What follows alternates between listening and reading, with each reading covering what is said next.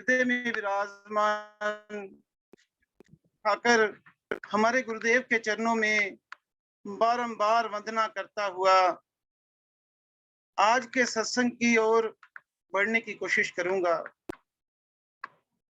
महाराज जी ने इस जीव के कल्याण के लिए सतग्रंथों में जो विचार दिए हैं, वो विचार वाणी के रूप में, प्रश्नोत्तर के रूप में और महाराज जी के सतुपदेश के रूप में हमारे बीच मौजूद हैं। इन विचारों की कसौटी पर अपने मन को रखकर ये परखना है, बार बार ये विचार करना है कि क्या मैं गुरुमुख हूं, क्या मैं गुरु का सच्चा सिख हूं। क्योंकि सच्चा शिष्य तो मैं तभी हूं जब मैं गुरु की हिदायत के मुताबिक अपना जीवन बसर कर रहा हूं, जब मैं केवल कहने में नहीं, अंतर मन से गुरु शिक्षा पर दृढ़ हूं। खाली जुबान से तू करता, तू हरता, सर्व तेरी आज्ञा, इस बात को सिर्फ जुबान से ही नहीं कहता, बल्कि अंतर्भाव से इन वचनों पर मैं दृढ़ होने की कोशिश करता हूं। परम संत शिरोमणि संत कबीर साहब इस विषय में कहते हैं, कहते सतगुर सिर पर राखिए रही आज्ञा माही, कह कबीर तहि दास को तीन लोक दुख नाही। आगे फिर कहते हैं, सतगुर शब्द उल्लंघन करे जो सेवक कहीं जाए, जहां जाए तहां काल है दियो कबीर समझाए। कहते हैं जो गुरु से बेमुख होगा, यानी जिसने गुरु की तरफ पीठ की हुई है, वो कभी भी जीवन में शांति को नहीं पा सकता। कहते कुदरत का सिद्धांत सबके लिए एक बराबर है, एक सा है। ये महाराज जी के वचन है, जो सत्य मार्ग की तरफ जाएगा वो परम शांति का अनुभव करेगा, और जो अपने स्वार्थ में लीन हुआ, इस संसार को सच मानकर दिन रात इसका बोझा ढो रहा है, सब कुछ प्राप्त होने के बाद भी उसकी जो मानसिक चाहना है उसकी कभी तृप्ति नहीं हो सकती, क्योंकि यहां तो सुख है ही नहीं। संसार में सिवाय दुख के और कुछ नहीं है। जब सत्संग में आता है तब इसकी आंखें खुलती हैं, इसका विवेक जागृत होता है, इसे महापुरुषों की वाणी समझ में आती है कि मेरे गुरु क्या कह रहे हैं। महाराज जी कहते हैं, प्रभ के सिमरन कारणे आया इस संसार, मंगत जिन प्रभ सेव्या तिस चरनी बलहार। कहते कि तेरा इस धरा पर जन्म, ये जो मानुष का चोला तुम्हें मिला है, ये प्रभु के सिमरन के लिए मिला है, उसकी बनाई हुई जीव सृष्टि की सेवा के लिए मिला है।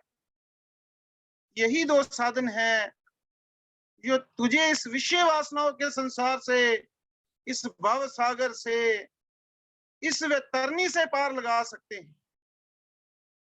इस बात को समझने के लिए महाराज जी के सत्विचारों पर ध्यान देंगे कि हमने इस मानुष देही को धारण करके क्या करना है, किन भावों को हमने अपने जीवन में लाना है, किन विचारों से हमने बचना है। महाराज जी का सतुपदेश अमृत है, इस पर हम विचार करेंगे कि सत्पुरुष हमें किस ओर जाने को कह रहे हैं, मैं किस ओर जा रहा हूं। क्या मैं मनमानी कर रहा हूं, या मैं गुरुदेव के बताए हुए विचारों के अनुसार ही मेरा जीवन चल रहा है। ये अपनी अपनी मन की स्थिति से हर कोई जान सकता है। अगर मन में बेचैनी है, मन उचाट सा रहता है, तो फिर कुछ ना कुछ गड़बड़ जरूर है। ये तो पक्का निश्चय कर लें कि मेरी मनमानी मुझे उस चरम सुख की अनुभूति नहीं करवा सकती। इस बात को समझने के लिए महाराज जी कहते हैं, प्रेमी जी, जो भी जीव संसार में शरीर धारण करके आया है, अपनी कमी को पूरा करने के वास्ते आया है। कहते हैं कि कमी रह जाती है, इसलिए जीव को जन्म लेना पड़ता है। वाणी में भी महाराज जी ने इस बात को कहा, कर्म गति अपार है, जीव ना छूटन पाए, मंगत जैसी वासना ऐसो ही रूप समाए। कहते कर्म विज्ञान निराला है, जो इच्छा इसकी देह त्याग करते समय रह जाती है, उसी के अनुसार इसको नया शरीर और नया स्वभाव उस शरीर में इसका बन जाता है। उसी स्वभाव के जेरे असर उस शरीर में भी अपनी कमी को पूरा करने के लिए यत्न प्रयत्न करना शुरू कर देता है। कहते हैं ये संसार कर्म क्षेत्र है, इस क्षेत्र में जैसा जैसा जीव शुभ या अशुभ, अच्छे या बुरे कर्म करता है, उसके अनुसार इसे सुख दुख, लाभ हानि, मान अपमान प्राप्त होता है। और इसी खेल में विचरता हुआ एक दिन संसार को छोड़कर चल देता है। बड़े बड़े शूरवीर बलवान संसार में आए, कई गुरु पीर अवतार ऋषि मुनि भी आए, हजारों साल आयु भी पाई, मगर आखिर इस संसार से जाना पड़ा। ऐसे ही पीर वली ईसा मोहम्मद भी आकर अपना तेज दिखाकर चले गए। आम संसारी लोग इस संसार से रोते हुए जाते हैं, मगर ईश्वर के प्यारे उसकी याद करने वाले खुशी खुशी संसार से गए। जो भी जीव आया, कुदरत ने उसका इम्तिहान लिया। हर एक शरीरधारी जीव को इस त्रैगुनी माया ने खूब नाच नचाया है। कहते हैं मनमानी करने वाले पछताते हुए ही गए। इस शरीर को धारण करके जिन्होंने सत्पुरुषों की शिक्षा का विचार नहीं किया और मनमाने तरीके से ही जीवन यापन किया, वह हाथ मलते हुए ही इस संसार से चले गए। उन्होंने इस समय की कदर नहीं की और अंत में वाणी का फरमान सत्य सिद्ध होता है कि अच्छा समय पाछे गया, तब किया ना गुरु से हेत, अब पछतावा क्या करे, जब चिड़िया चुग गई खेत। संत एक और जगह भी यही बात कहते हैं, कहते सो सर्वत्र दुख पावही, सिर धुनी धुनी पछतावही, काल ही कर्म ही ईश्वर ही, मिथ्या दोष लगावही। फिर प्रभु से शिकायत करने का क्या फायदा, जब ये समय मिला है, शरीर भी स्वस्थ है, सत्पुरुषों का सानिध्य भी प्राप्त हुआ है, फिर भी यत्न ना करे तो कैसे रत्न की प्राप्ति होगी। बिना यत्न के वो आत्मा रूपी रत्न इसको प्राप्त नहीं होता, जो सर्व कल्याणकारी और सर्व सुखदाई है। बिना उसके इस जीव को तसल्ली कदा भी नहीं मिल सकती। वाणी में एक जगह और इस दुर्लभ समय के बारे में बता रहे हैं। कहते बेड़ा बंद ना सकिए, ये बंधन की वेला, पार सरोवर जियो अवतरे, फिर तरन दे हिला। कहते बाढ़ आने से पहले ही बांध नहीं बनाया तो वो जो समा हाथ से खुंज गया, निकल गया, फिर पछतावे से कुछ नहीं हाथ लगेगा।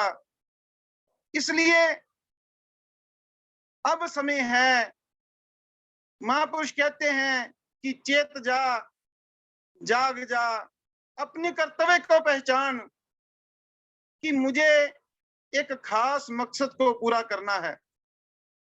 ये शरीर मुझे खास तत्व की प्राप्ति के लिए मिला है। सत्पुरुषों की शिक्षा बार बार तुझे जगा रही है, लेकिन मस्त हुआ फिरता है संसार की रोशनी से इसकी आंखें चुंधिया गई हैं। केवल और केवल सत्संग ही एक ऐसा साधन है जिसके बारे में महाराज जी ग्रंथ श्री समता विलास में भी कह रहे हैं कि सत्संग कल्याण मार्ग का सार साधन है। जो जीव अपना कल्याण चाहता है, केवल और केवल सत्संग ही ऐसा साधन है जिससे इसे समझ में आवेगी। कहते खल बुद्धि जीव सत्संग द्वारे परम गति को प्राप्त हो जाता है। और बहुत बड़ी बात कहते हैं अंत में इस वचन के, जब तक देह में प्राण है, जब तक देह में प्राण है, सत्संग में एकत्रित होकर इस जीव का उद्धार करने की कोशिश करनी चाहिए। इस देह में ये जो जीव कैदी है, कहते तू रंग तमाशों में उलझा पड़ा है, इसकी रिहाई कैसे हो सकती है, उसके बारे में विचार करो। तू मोह माया की कैद में जकड़ा हुआ है, मेरा मेरा करता हुआ संसार की दलदल में और ही धंसता जा रहा है, जबकि संसार में तेरा कुछ है ही नहीं,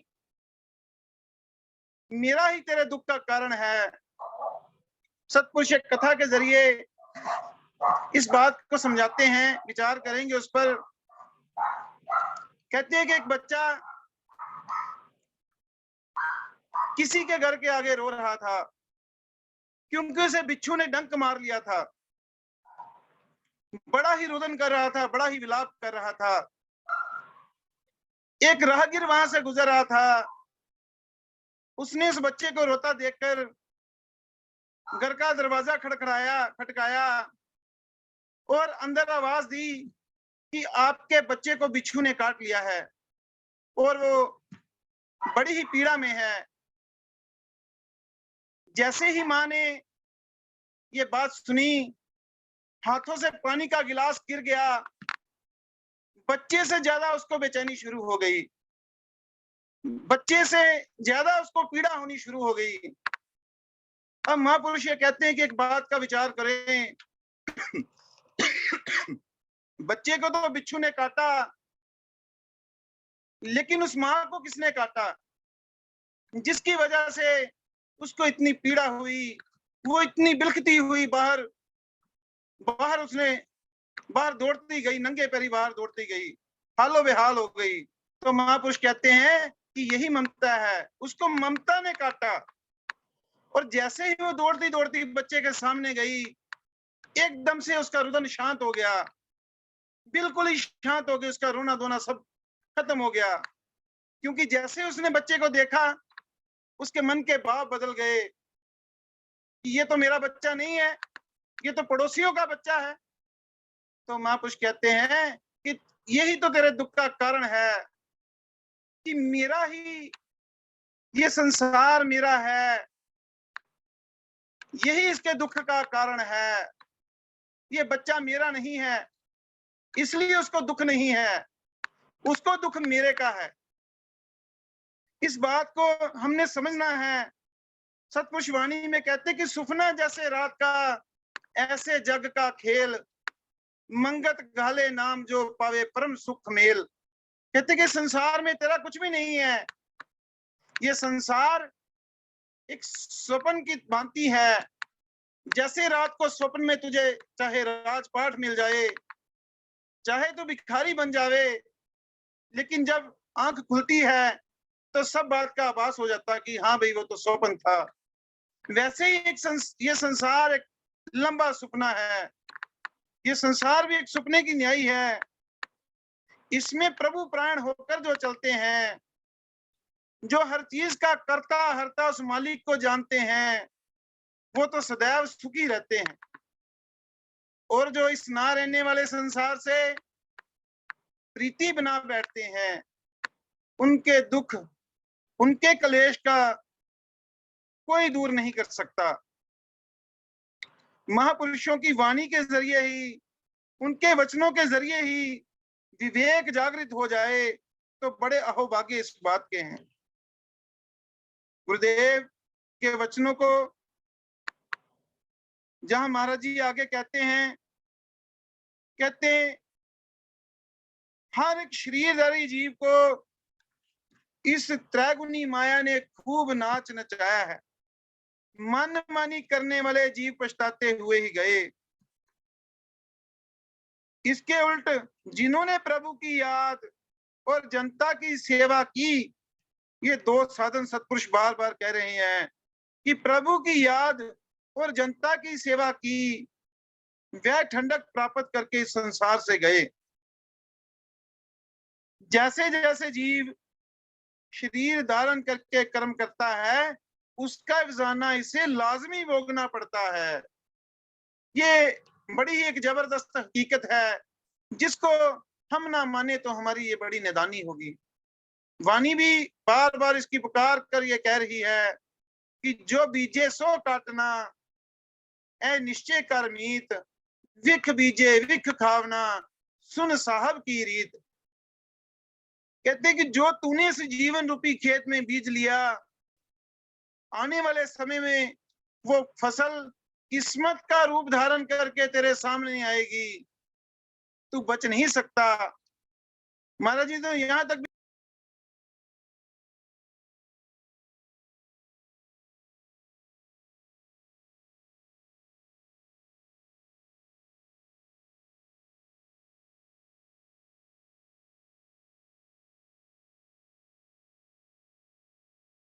कर्म फल नहीं बदल सकते। इस बात का हमने विचार करके अपने इस जीवन में ऐसे कर्म करने हैं जैसे सृष्टि कर्म कर रही है। हर वक्त हमने इस जो कुदरत का विचार करना है और बार बार अपने मन में ये भाव पक्का करना है कि कैसे मेरा जीवन दूसरों को सुख देने वाला जाए, मेरे जीवन किसी को दुख ना पहुंचे। बारंबार अपने आप को इस भाव में दृढ़ करना है। इस जीवन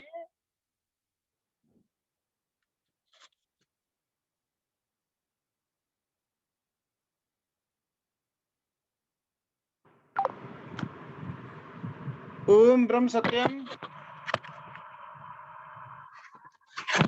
ओम ब्रह्म सत्यम सर्वदा जी। महापुरुष कहते हैं कि कर्म रेखा को कोई बदल नहीं सकता। ख्वाहे अमीर हो या गरीब हो, जो कुछ जीवन में कर्म कर लिया उसका जाना भुगतना ही पड़ेगा, कोई ताकत बचा नहीं सकती। आगे एक दृष्टांत है, उसमें सतपुरुष समझा रहे हैं। कहते कृष्ण ने दुर्योधन को कितना समझाने की कोशिश की, 5 गांव पांडवों को देने के लिए कहा और बतलाया कि इसी में सबकी बेहतरी है, मगर उसने कहा जा जाग वाला कहीं का, तू राजनीति क्या जाने। फिर होनी ने आखिर क्या रंग दिखलाया, दोनों तरफ सफाया हो गया। गिनती के 10-12 आदमी बचे। कल की बात है, गुरुओं की कुर्बानी को देखो। गुरु गोविंद सिंह जी ने कैसे मुसलमान बादशाहों से टक्कर ली, बच्चे जंग में शहीद हुए, कुछ बच्चे सरहिंद में नवाब ने दीवारों में चिनवा दिए। स्त्री ने छलांग लगाकर अपने आप को खत्म कर लिया। अपने ही आदमियों ने लाताल्लुकी इख्तियार कर ली और बेदावा होने की तहरीर कर दी। मुक्तसर में जब वह शहीद हुए, उनमें से एक के कहने पर वह तहरीर फाड़ दी। आप फिर दक्षिण की तरफ चले गए और कैसे वहां मारे गए। रास्ते में बंदा वैरागी से भेंट हुई, उसे पंजाब भेजा गया। जब पेट में पठान ने छुरा घोंप दिया, जख्म बांध दिया गया, जख्म अभी भरा नहीं था कि कमान पर चिल्ला चढ़ाने से टांके फट गए और परलोक सिधार गए। कहने का मतलब साफ है कि जितने भी महापुरुष इस संसार में आए, उनका जीवन उठाकर देखें। हमारी मंशा क्या है कि हम चाहते हैं कि हंसते खेलते खाते पीते हमें जीवन में मुक्ति प्राप्त हो जाए, जबकि सत्पुरुषों के जीवन को उठाकर देखें। ऐसे कौन से सत्पुरुष हैं जिसने जीवन में ऐसे मुक्ति प्राप्त की हो? गुरुदेव तो यहां तक भी कहते, प्रेमियों, सर देकर भी मुक्ति प्राप्त हो जाए तब भी सस्ती जानो। आगे कहते हैं कि राम जिन्हें अवतार मानते हो, उनको भी वनों की खाक छाननी पड़ी।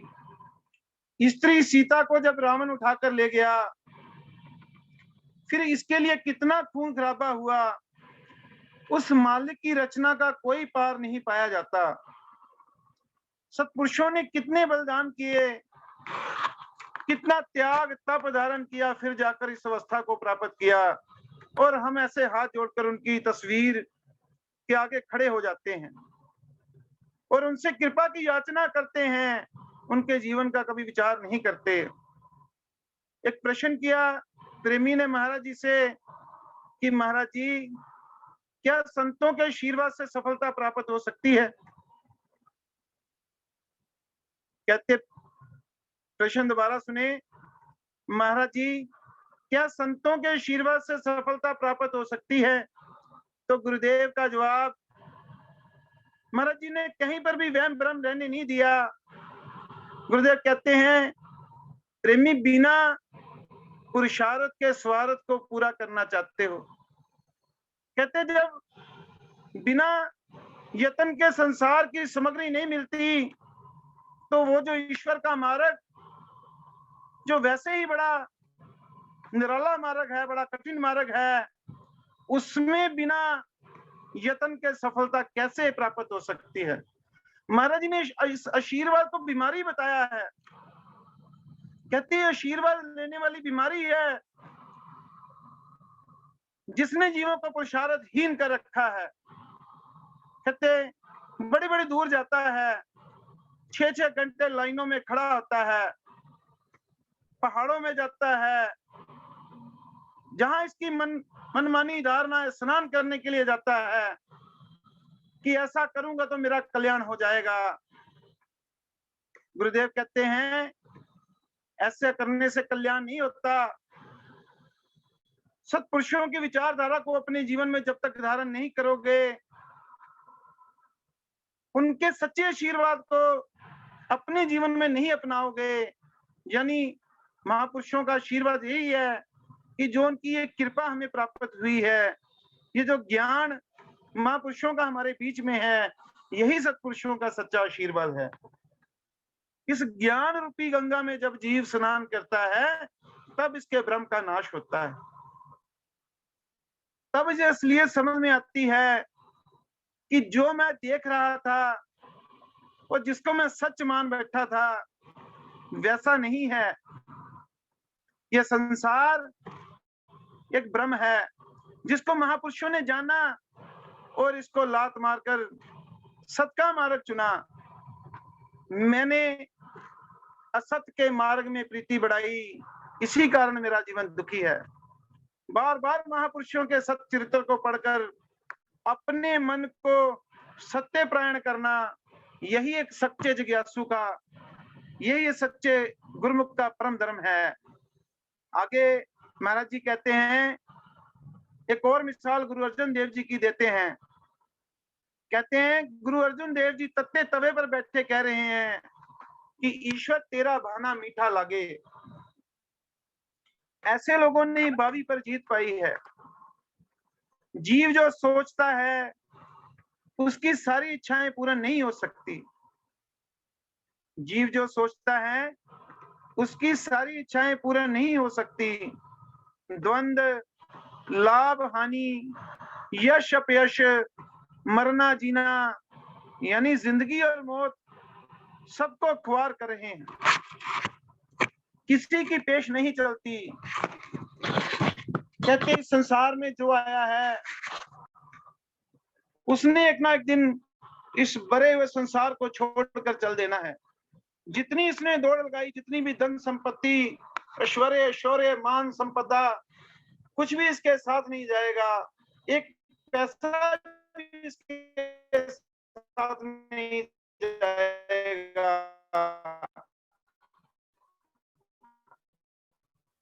ये झूठे सुख को सच मानकर बैठा हुआ है। झूठे सुख को सुख कहे, जगत चबीना काल का, कुछ मुख में है कुछ गोद। महाराज जी भी कह रहे हैं, एक ही बात को सत्पुरुष अलग अलग ढंग से कह रहे हैं कि किसी तरीके से इस जीव को सत्यता का ज्ञान हो जाए। महाराज जी भी कह रहे हैं कि ये संसार क्षणिक है, पता ही नहीं कौन सा पल तेरा अंतिम पल हो। इसलिए समय की विशेषता को जानकर ज्यादा से ज्यादा अपना मन प्रभु की तरफ लगाओ। यही बात महाराज जी ने प्रेमी नंदलाल बिंद्रा जी को भी यही बात महाराज जी ने समझाई थी। कहते प्रेमी, तुम्हें यहाँ इसलिए नहीं बुलाया कि तुम्हारी माता का अफसोस किया जावे, बल्कि आपको यहाँ इसलिए बुलाया है कि जैसे तुम्हारी माता चली गई वैसे तुमने भी एक दिन इस शरीर को छोड़कर जाना है। इसलिए अपनी मौत को हमेशा याद रखो। मौत को भूला हुआ जीव पाप कर्मों में रागिब होता है। उसके लिए संसार और इसके भोगों को प्राप्त करना ही मुख्य लक्ष्य होता है। लेकिन जिसके जहन में ये बात पक्की है कि ये संसार मिथ्या है, इसके भोग मिथ्या है, ये शरीर भी मिथ्या है, एक दिन छूट जाएगा, उसका हर समय यही निश्चय होता है कि ज्यादा से ज्यादा मैं सत्य नाम की कमाई कर लूं, ज्यादा से ज्यादा मैं उस संपदा को इकट्ठा करूं जो मेरे साथ जाएगी। महाराज जी वाणी में कहते हैं, सत्य संपत के कारण यतन करो दिन रात, मंगत बसेरा दो गरी, फिर उठ चलना प्रभात। बार बार सत्पुरुष एक ही जगह पर इस जीव को लेकर आ रहे हैं कि इस मनुष्य के चोले को धारण करके जिसमें तू बंधन और मुक्ति के भेद को समझ सकता है, बाकी किसी योनि में इस भेद को नहीं विचार सकता। इसमें इस रोग को समझकर, इस भेद को समझकर बंधन से मुक्त होने की कोशिश करनी है। और ये हर समय ध्यान रखना है कि मेरा यहाँ कोई पक्का ठिकाना नहीं है, ठेकेदार नहीं हूं मैं यहाँ पर कि मुझे बड़ी लंबी आयु मिली है। हर वक्त ये बात ध्यान में रखें कि पता नहीं कौन सा क्षण मेरा अंतिम क्षण होने वाला है। इसलिए हमेशा हर घड़ी ज्यादा से ज्यादा जिस महामंत्र गायन करते हैं, सच्चे हृदय से प्रभु प्रायण होने का, उसके जरिए सच्चे हृदय से प्रभु प्रायण होने का यत्न करें। जितना जितना लगाव महाराज जी की शिक्षा के साथ बनता जाएगा, उतना उतना ही मन ठंडक को प्राप्त होगा। यही कल्याण का रास्ता है जो सत्पुरुष हमें बता रहे हैं। कहते फकीर लोग फक्कड़ होते हैं, असली बात कहते नहीं डरते। ईश्वर के प्यारों का कोई अंत नहीं और उसकी माया का भी कोई अंत नहीं। जिन्होंने कुछ पाया है निर्माण होकर पाया है। ये बात महाराज जी प्रेमी देवराज गुप्ता को भी समझाते हैं। महाराज जी उनको कहते हैं कि प्रेमी जी किसी का होकर चला करो। जब जीव सत का आधारी होकर चलता है, जीवन शक्ति का आधार लेकर चलता है, तब वह जरूर कामयाबी को प्राप्त करता है। जो अपनी खुदी में लीन हुए संसार में चलते हैं, वह जरूर कहीं ना कहीं हमेशा ही संसार में डूब जाते हैं और अलग अलग नीच जोनियों में उनको धक्के खाने पड़ते हैं। कहते जिन्होंने कुछ पाया है निर्माण होकर ही पाया है, सबके ऊपर एक शक्ति काम कर रही है, वह ही मालिक और नाथ है, जो संसार की तमाम संसार की आधारभूत चेतन सत्ता जो शक्ति है उसके बारे में महाराज जी कह रहे हैं कि सबके ऊपर एक शक्ति काम कर रही है, वह ही मालिक और नाथ है। किसी ने उस मालिक का अंत नहीं पाया। जप तप करके उसे प्राप्त होकर भी आखिर नेति नेति कह दिया। इसलिए हर समय अपने आप को अच्छे कर्मों में लगाए रखना चाहिए। ये सत्पुरुषों की हिदायत है कि हर समय ये कोशिश करनी चाहिए कि मुझसे किसी का भला ही हो, किसी का बुरा विचार मन में किसी का बुरा ना सोचूं। इस संसार में जो भी शरीर धारण करके आया है, आखिर उसने लाजमी संसार छोड़ना है। ये एक असलियत है जिसके बारे में महापुरुष कहते हैं। इस वास्ते इस ना रहने वाले संसार में जीवन को ऊंचा करने वाला कर्म ही करते रहना चाहिए। आजकल दुनिया की जो नुमाइशी जीवन की तरफ दौड़ रही है, इससे सिवाय तपश और जलन के कुछ नहीं मिल सकता। अपने गुरु पीर का आधार लेकर चलो ताकि जीवन सफल हो। चंद रोज जीवन में दूसरों का भला करके चलो। गुरुदेव कहते हैं कि इस जीवन को देवताओं वाला जीवन बनाओ, और देवता की परिभाषा सत्पुरुष देते हैं, जो किसी को सुख देने की खातिर यत्न करता है वो देवता है, और जो अपनी खुद ही में लीन रहता है वो राक्षस है। महाराज जी की शिक्षाओं के जरिए विचार करके अपने मन में झांकेंगे कि क्या मेरी वृत्ति देवताओं वाली है या मैं राक्षसी जीवन व्यतीत कर रहा हूं। कहते चंद रोज जीवन में दूसरों का भला करके चलो, ज्यादा से ज्यादा प्रभु की याद में रहने की कोशिश करो। इस संसार का प्रवाह लाखों करोड़ों वर्षों से ऐसा ही चल रहा है।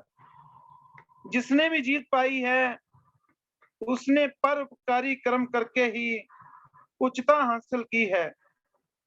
ईश्वर सम्मति देवे, नित अपने गुरु अवतारों के नक्शे कदम पर चलकर ही अपना भला कर सको। आगे महाराज जी से एक प्रश्न हुआ जिसमें प्रेमी महाराज जी से पूछते हैं कि महाराज जी हमको किस तरह चलना चाहिए। तो गुरुदेव का जवाब है, प्रेमी यदि सही तौर पर ये जीव चलना चाहे तो रास्ता भी मिल जाता है। अपनी बुद्धि तीक्ष्ण होनी चाहिए, विचार लेकर इन्हें समझने लगेगा, फिर ठीक प्रकार से चल सकेगा। इन भावों में अपने मन को हर समय लगाए रखना ताकि हमारे जीवन का सुधार हो सके और हम अपने ध्येय में कामयाब हो सकें। समय हो गया है। ओम ब्रह्म सत्यम सर्वाधार।